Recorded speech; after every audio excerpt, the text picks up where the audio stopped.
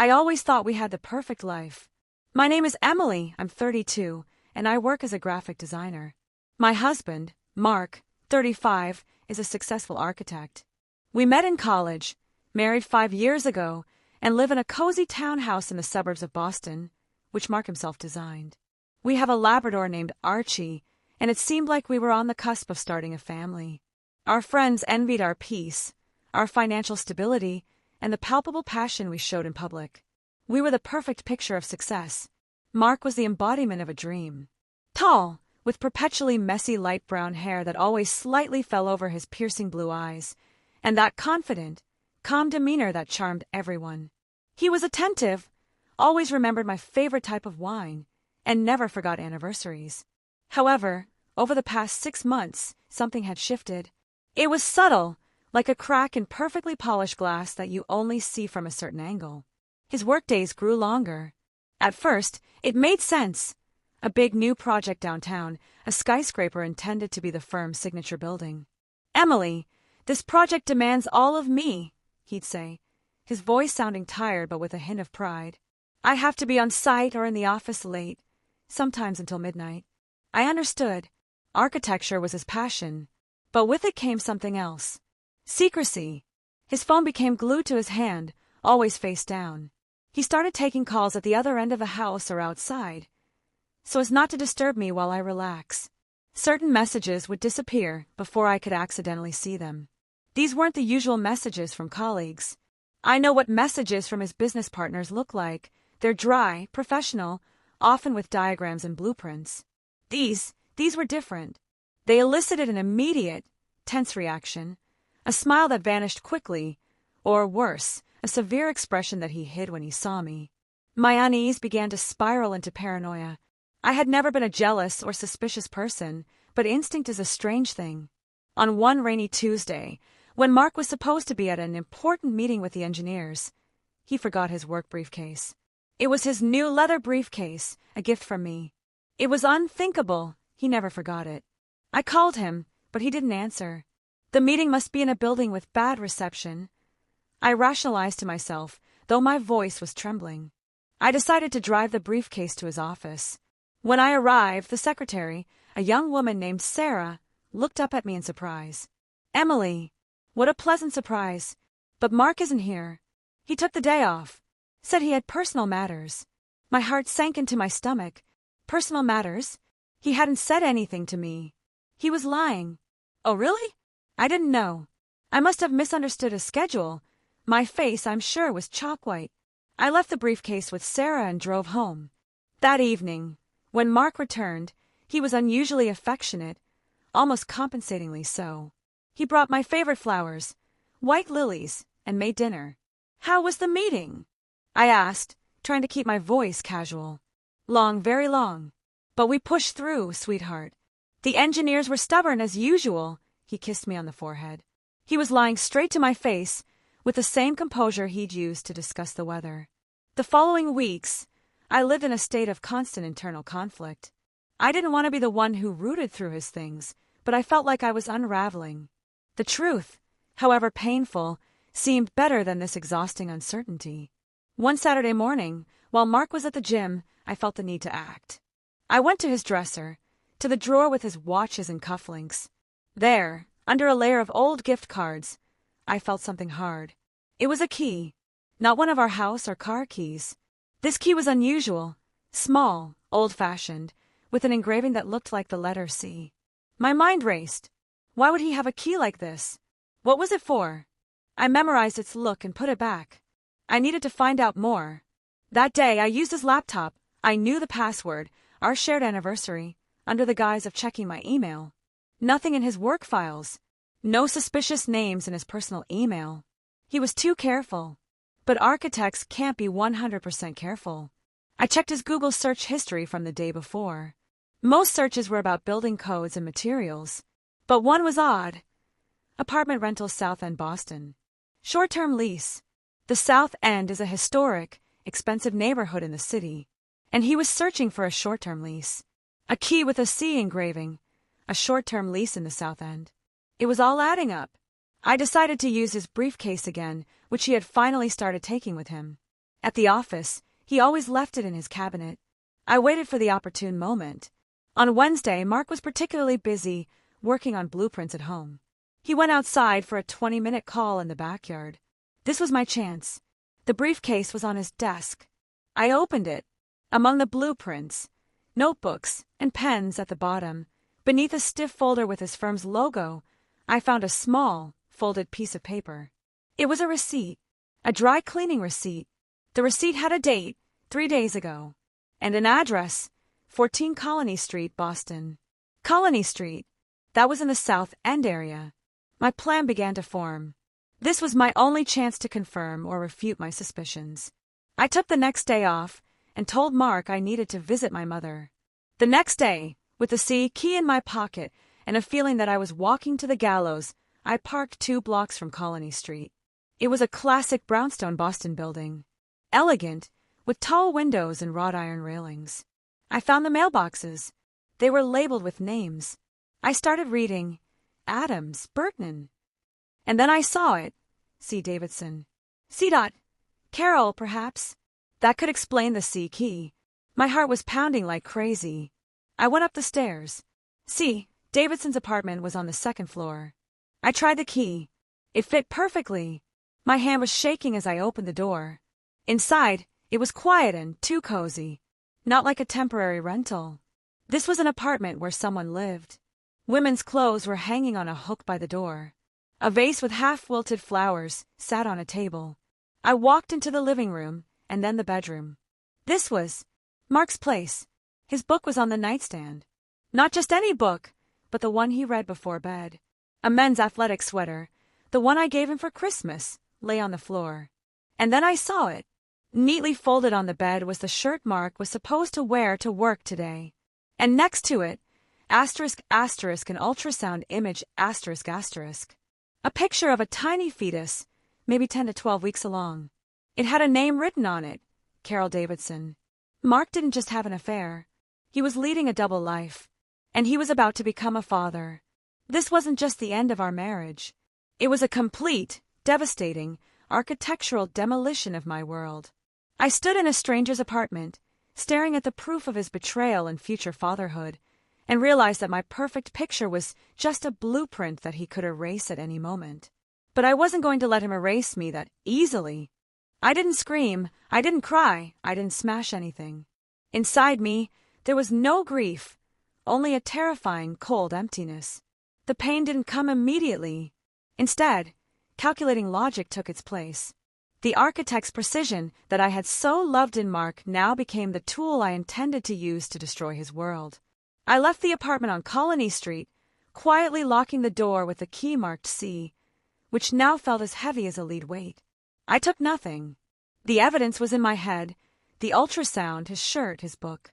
His double life was a reality he had carefully constructed while I was planning what color wallpaper to choose for the nursery.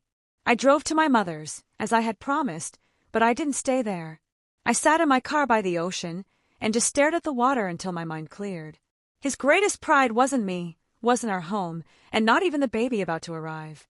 His greatest pride was his career, his firm, and especially this new project, the Etheron skyscraper, which was meant to be the tallest and most innovative building in Boston.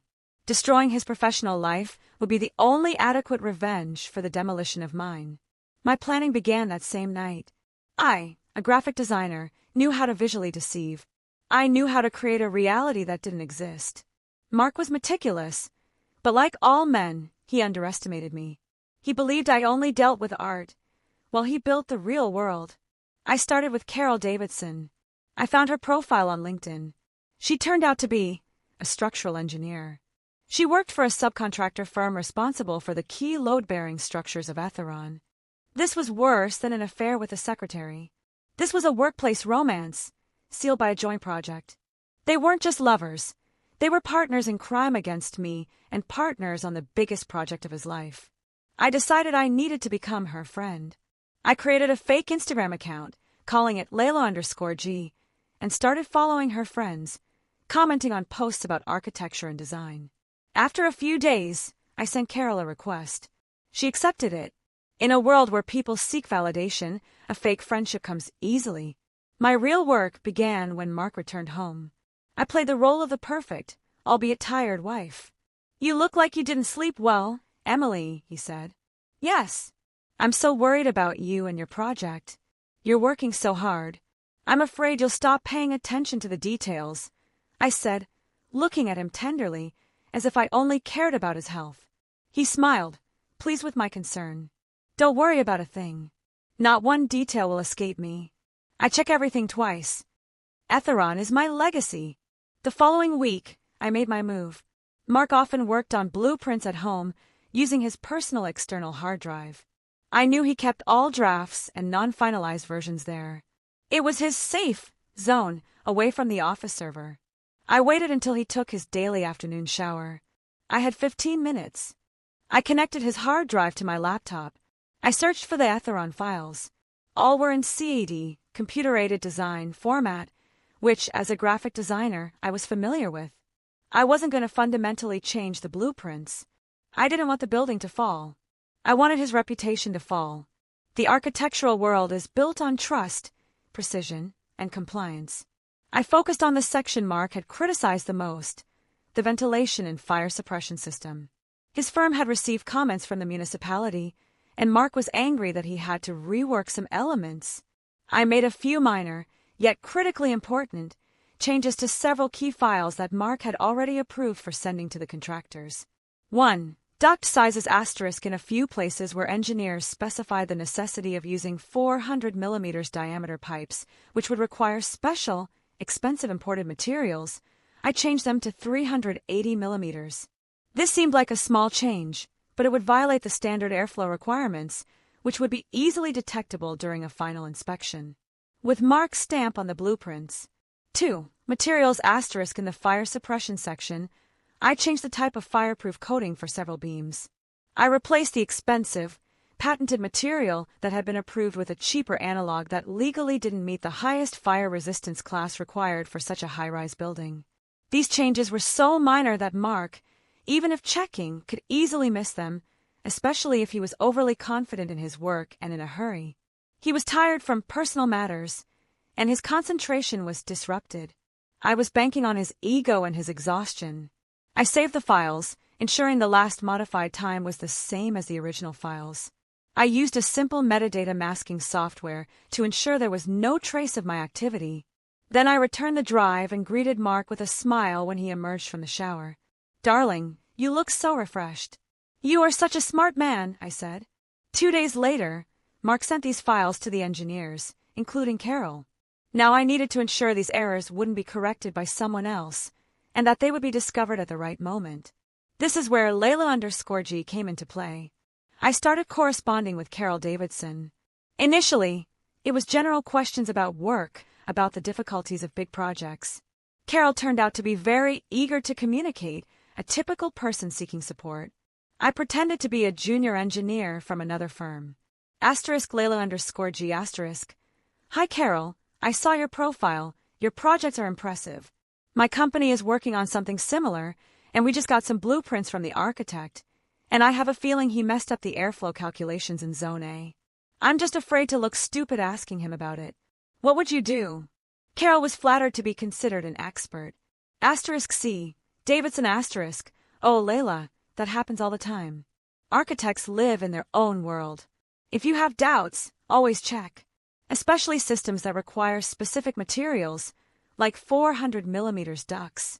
We have to be their fail-safe. Trust but verify." She gave me advice she herself might ignore due to the emotional cloud caused by pregnancy and the affair.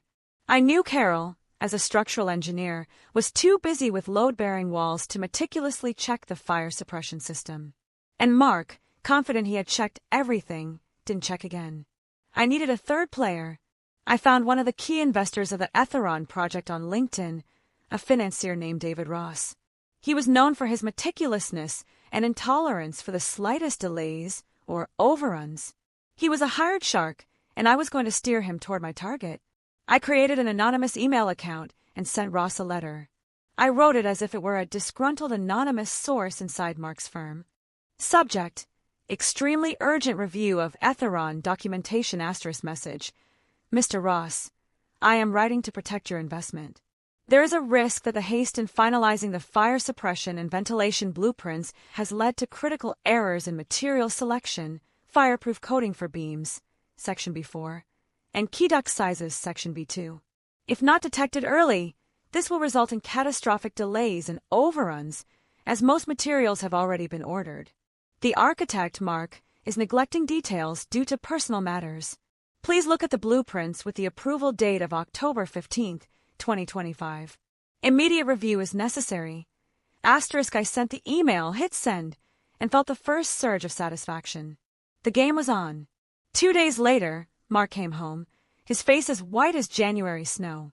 What happened, darling? I asked, with trembling concern. A complete disaster, Emily. Ross, that damn Ross, showed up at the office today with a team of engineers demanding an immediate audit of the blueprints. He said he got an anonymous tip about critical errors. It's insane. He was furious and bewildered. I reached out a hand to him. Maybe someone is trying to set you up, Mark? Competitors. He looked at me gratefully. Maybe. But they found them. They found these errors. In the ventilation, and worse, in the beam coating. Allegedly, we replaced the approved material with a cheaper one. It looks like fraud. He grabbed his head. I swear I checked those blueprints. I know, Mark. But you've been so exhausted. I let him think he was to blame due to the fatigue caused by his double life. Now Ross is demanding a full review of my staff. He's going to check every line of every blueprint. And he is furious. He says if we find sabotage, he'll destroy that person. If it's my mistake, it's the end of my career. I almost laughed. This was the perfect twist. Mark not only faced the destruction of his legacy, but he also had to search for the culprit, who was me, his wife, sitting right next to him. What followed was even worse for Mark. During the audit, Ross's team discovered that Carol, as a key structural engineer, missed these changes and approved them, despite the fact that these changes were outside her immediate scope of work, yet she should have noticed them as they impacted the structure. Carol was panicking, trying to protect Mark and herself, but her mistake was obvious. At this point, I made my second move. Through Layla_G, I sent Carol an emotional message. *Layla_G*, Carol, I'm so sorry. I saw on the feed that you're having trouble with Etheron. I'm so worried about you. I found an article here about workplace romance and how it can lead to bias in decision-making. It's just terrible how people can ruin careers when personal life interferes. I hope your boyfriend won't let you take the blame. This little push was all it took. Pregnant Carol, terrified of losing her job and facing a public scandal, felt Mark wasn't protecting her enough. Her relationship with him began to crack. But the final part of my plan was for Mark to confess himself. The audit dragged on. Mark spent days and nights at the office, trying to salvage his reputation, which he believed was ruined by enemies or his own fatigue. His anger at Ross, the investor, was colossal, but now he began to lash out at Carol as well. I could hear him yelling on the phone, demanding to know why she hadn't checked the critical nodes related to his blueprints. You're an engineer. You should have noticed the size discrepancy if it was so obvious. I heard him roar through the closed door. At that moment, my heart tightened with disgust, not pain. He was throwing her under the bus to save his own skin. The baby on the way couldn't save her from his ego. My final move was scheduled for the next day. Mark announced that his firm was holding a crisis meeting with the main investors and subcontractors, including Carol's firm, to discuss the next steps for Etheron.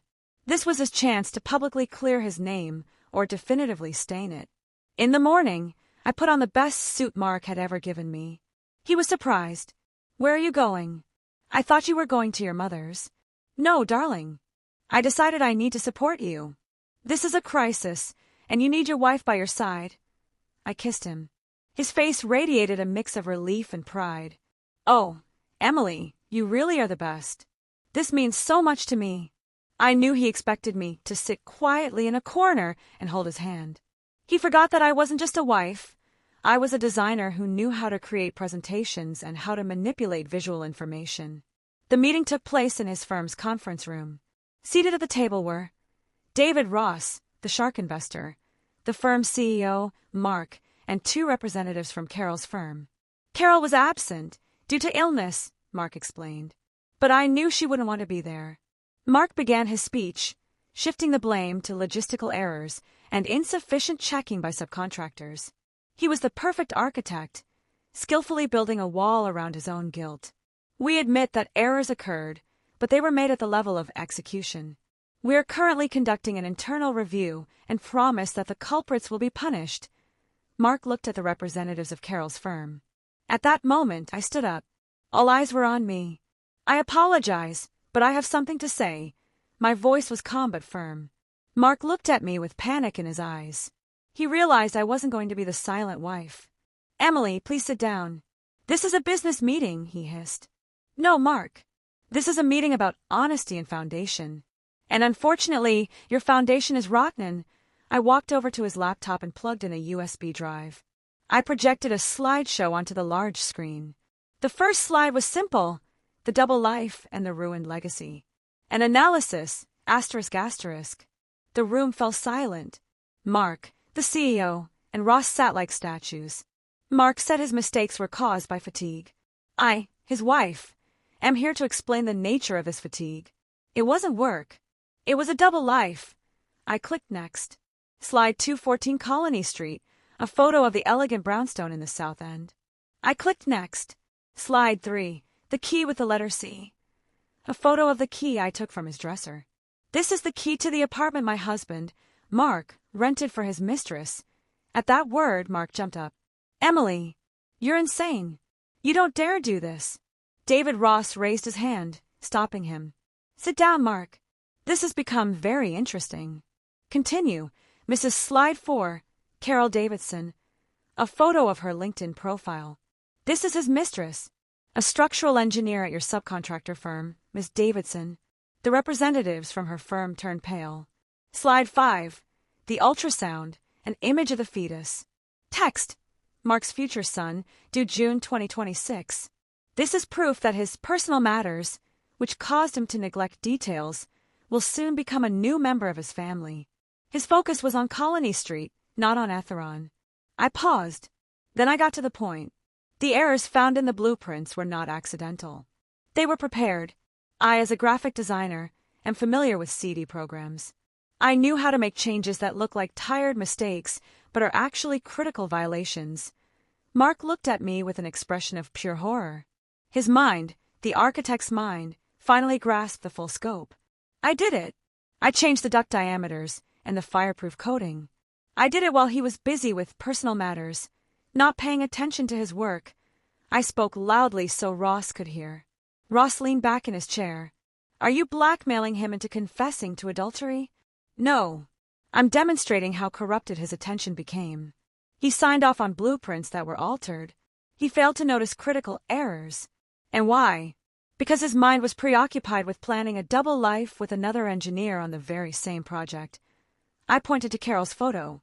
He blamed his mistress for this to save his own skin, even though she is carrying his child.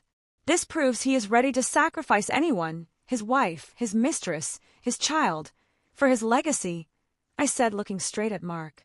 Now Mark will tell you I'm crazy, but ask him about the key. Ask him if he checked those blueprints a second time. And ask him why he covered for Miss Davidson when she was sick today. He knows she's scared. He knows she's carrying his baby. David Ross nodded to his assistant. Find Miss Davidson. Now. And Mark, I want to hear what you have to say. About the key. About the apartment. About the baby. Mark sat down. His head was bowed. His perfectly constructed fortress had collapsed. Emily, I don't know what to say. It's true. It's all true. His voice was a barely audible whisper. He was defeated. This is fraud, the CEO exclaimed. Mark, you've cost the firm millions. David Ross took control of the situation. Mark, you are removed from the Etheron project immediately. Your firm must compensate us for all audit costs and delays. And Mrs., I am impressed by your strategic insight. You have, in essence, destroyed your husband's career to save our investment. I looked at Mark one last time, saying goodbye not to the man I loved, but to the illusion I had created. I didn't ruin his career, Mr. Ross. He ruined it himself when he decided his double life was worth more than his integrity. I only exposed the fundamental weaknesses in his structure. I walked out of the conference room, leaving the wreckage of his professional and personal life behind me. A week later, I filed for divorce. I took Archie. Mark lost his architectural license in Massachusetts. His firm was on the verge of bankruptcy due to Ross's lawsuits, and his relationship with Carol ended before the baby was born. She couldn't forgive his public betrayal and attempt to shift the blame onto her. I left him the townhouse he designed, but it became his prison. He sat in a perfect house, a symbol of his lies, jobless, familyless, with only bitter blueprints in his head. My marriage was destroyed, but my self-respect was restored. I wasn't a victim. I was the architect of my new honest life.